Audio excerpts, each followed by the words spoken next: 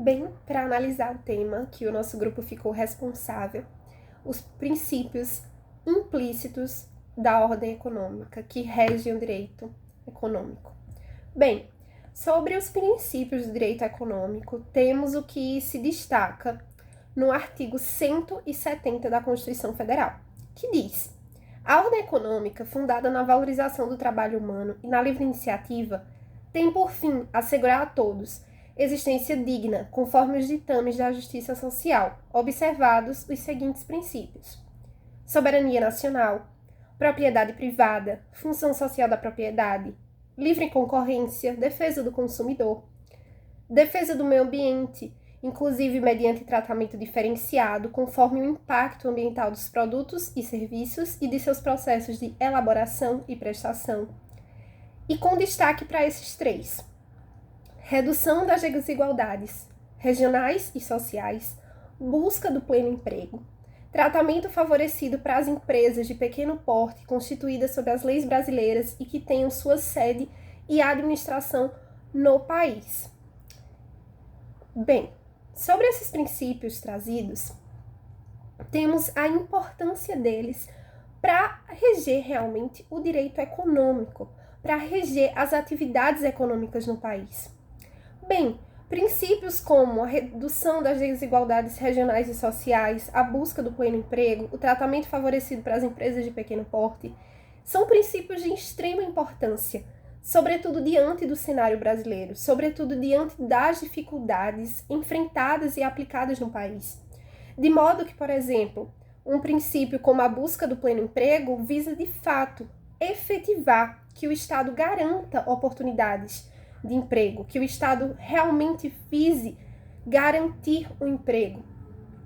A valorização das empresas de pequeno porte como uma forma, de fato, de incentivo, visto a concorrência que muitas vezes não é de forma igualitária, muitas vezes há uma parte hipossuficiente, enquanto outra parte detém grande parte do comércio, do público, detém esse monopólio, grandes empresas com monopólio de serviços, com monopólio na prestação dos produtos e serviços. Então, justamente esses princípios têm essa importância social para a garantia da equidade, né, de possibilitar um tratamento que trate os iguais de forma igual e os desiguais de forma desigual, na medida das desigualdades, na medida das diferenças ali enfrentadas. Então, esses princípios, como será visto adiante na explanação pelos meus colegas, eles trazem realmente esse teor social, essa importância social.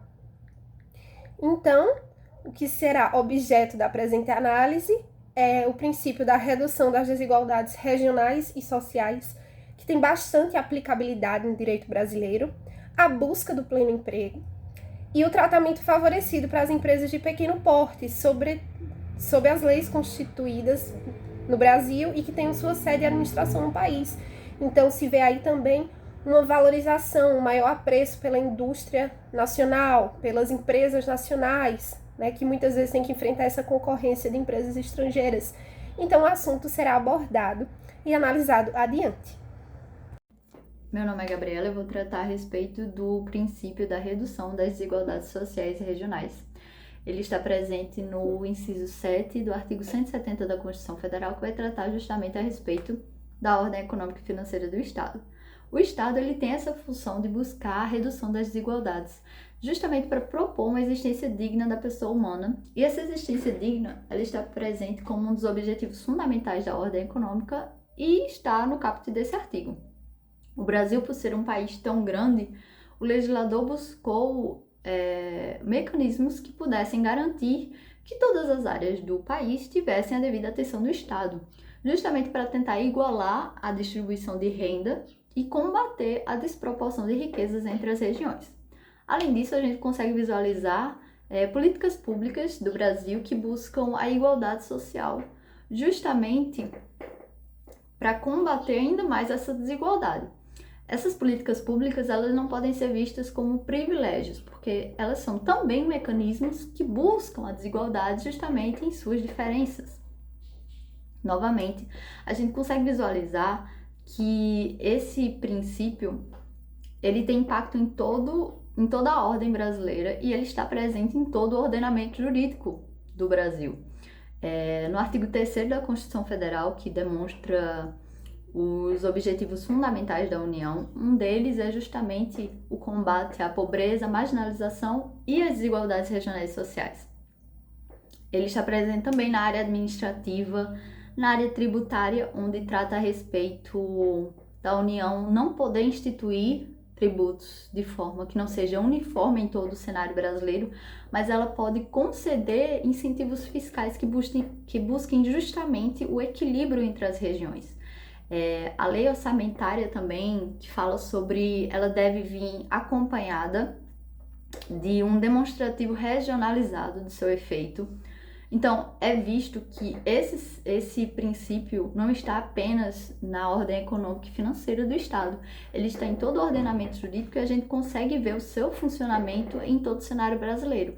Não da forma efetiva como deveria, mas ele está lá presente e é uma coisa que se busca no dia a dia o Estado brasileiro.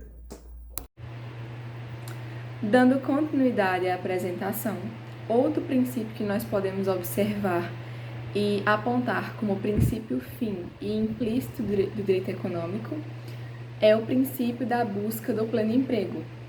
Ele tem a sua fundamentação nos princípios da valorização do trabalho humano e da justiça social. Além de princípio, ele constitui também um direito social constitucionalmente previsto. E a ideia geral desse princípio não é garantir o pleno emprego, mas sim a busca realizada pelo Estado pelo pleno emprego de todos os cidadãos que são abarcados, abrangidos pela Constituição. A ideia dele também é realizar uma regularização do mercado econômico, de modo até mesmo a incentivar o Estado à criação de políticas públicas realmente efetivas que possam reduzir de forma gradativa e progressiva as desigualdades sociais, devido às variações econômicas que nós acabamos tendo, de modo geral. Por isso mesmo que o princípio ele ingressou na Constituição como uma norma programática, ou seja, uma norma que muitas vezes vai depender ou vai precisar de normas infraconstitucionais para que ele realmente surta seu efeito e seja efetivo na aplicação na sociedade como um todo. Justamente por isso que a ideia dos princípios, das normas programáticas são de tarefas ao Estado, de deveres ao Estado. E a sua aplicação, de modo geral, consiste não só nas necessidades do Estado, mas também em como o mercado econômico vai estar se desenvolvendo. E aí, dependendo de como o mercado esteja funcionando, isso porque o mercado pode ter várias variações, pode haver ou não intervenção estatal nesse mercado para que esse princípio seja de fato aplicado e garantido, na prática. Falando um pouco sobre o princípio do tratamento favorecido para as empresas de pequeno porte. O direito trabalha com a igualdade material e a discriminação positiva. Este é o princípio da isonomia, aplicado em todas as áreas desta ciência, pois funciona como um norteador da justiça que o ordenamento jurídico objetiva. Este princípio se manifesta com um tratamento jurídico de equiparação, onde não houver justificativa para a diferenciação, e um tratamento jurídico de distinção, onde houver motivo para diferenciar. Se consubstancia, então, na máxima, tratar igual os iguais e diferente os diferentes na medida em que se diferenciam. Quando analisamos sobre a ótica do direito econômico, a isonomia se manifesta, dentre outras formas, no tratamento favorecido para as empresas de pequeno porte. Aqui, o objetivo é encontrar um equilíbrio entre a igualdade formal, exteriorizada pelo princípio da livre concorrência, e a igualdade imaterial, exteriorizada pela própria isonomia. O embate entre esses dois princípios, isonomia e livre concorrência, se dá, pois, dentro de um sistema capitalista, quem tem mais capacidade econômica tem, consequentemente, mais poder. De maneira que um ordenamento jurídico que não se preocupasse em limitar o poder de quem se encontra em posição economicamente favorável, criaria um mercado injusto e desigual, dada a impossibilidade de desenvolvimento que um empreendedor em início de carreira encontraria, um pequeno empresário. Para evitar que a livre concorrência transforme o mercado em uma selva econômica, o legislador, então, utiliza mecanismos que diferenciem a condição do pequeno empresário para que ele tenha certa vantagem. Essa vantagem, entretanto, não é um privilégio concedido de graça, mas sim um mecanismo realizado para equilibrar a situação do pequeno empreendedor que, como dito anteriormente, já se encontra desequilibrada.